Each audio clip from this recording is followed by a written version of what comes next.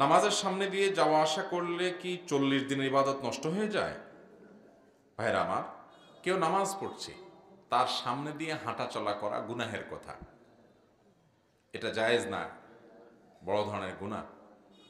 নবী করিম সাল্লাল্লাহু আলাইহি সাল্লাম বলেছেন, লাউ ইয়ালামুল মারু বাইনা ইয়াদাইল মুসাল্লি মা আলাইহি, নামাজের সামনে দিয়ে যে হাঁটে সে যদি জানতো যে এর সামনে দিয়ে হাঁটাটা কত বড় অপরাধ, কত বড় গুনাহ, তাহলে সেক্ষেত্রে লাকানা ইয়াকিফু খায়রাল্লাহু মিন আন ইয়ামুররা বাইনা ইয়াদাইহি, নামাজি ব্যক্তির সামনে দিয়ে যাওয়ার চাইতে লা ইয়াকিফা 40, 40 দিন পর্যন্ত বা 40 ঘন্টা, 40 বার কোন কোন হাদিসে বলা হয় না কতটুকু, তাহলে এই 40 দিন বলেছেন অনেক ওলামা একরাম যে 40 দিন পর্যন্ত দাঁড়ায় থাকাটা তার জন্য সহজ মনে হতো ওই সামনে দিয়ে হাঁটাহাঁটি করার চাইতে।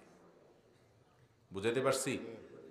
মানুষের সামনে হাঁটাহাঁটি করা, নামাজের সামনে হাঁটাহাঁটি করাটা এরকম গুনাহের কথা। কিন্তু এর মানে এই না যে 40 বছরের ইবাদত কবুল হবে না, এরকম কোনো হাদিস নাই যে নামাজি ব্যক্তির সামনে হাঁটাহাঁটি করলে 40 বছরের ইবাদতবন্দি কবুল হবে না। হ্যাঁ, নামাজি ব্যক্তির সামনে হাঁটাটা কত বড় অপরাধ এটা যদি মানুষ জানতো, তাহলে 40 দিন পর্যন্ত দাঁড়িয়ে প্রয়োজন অপেক্ষা করত, তারপরেও সে ওখান থেকে হাঁটাহাঁটি করত না।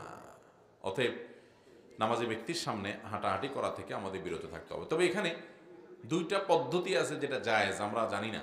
মোট 3টা পদ্ধতি আছে নামাজি ব্যক্তির সামনে চলাচলের। মোট কয়টা পদ্ধতি আছে? 3টা সূরত আছে। একটা হলো নামাজি ব্যক্তি নামাজ পড়তেছে, সলাত আদায় করতেছে, এই সলাত আদায়কারী ব্যক্তির সামনে খালি আছে, ধরেন জামাত দাঁড়ায় গেছে, এখন দুই দিক থেকে মুসল্লি দাঁড়ায় গেছে, যিনি নামাজ পড়তেছেন তার সামনে একটু একজনের জায়গা ফাঁকা আছে, তো আপনি পিছন থেকে আস্তে করে তার সামনে চলে যান, অথবা ডান পাশ থেকে তার সামনে বরাবর চলে আসেন, অথবা বাম পাশ থেকে বরাবর তার সামনে আসেন, ক্রস করেন না, শুধু ওই সামনে এসে দাঁড়ায় যান। এটা জায়েজ আছে, আমরা অনেকে এটা জানি না।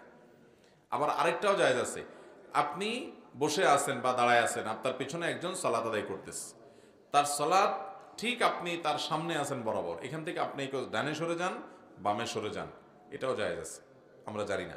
তাহলে না জায়েজ কোনটা?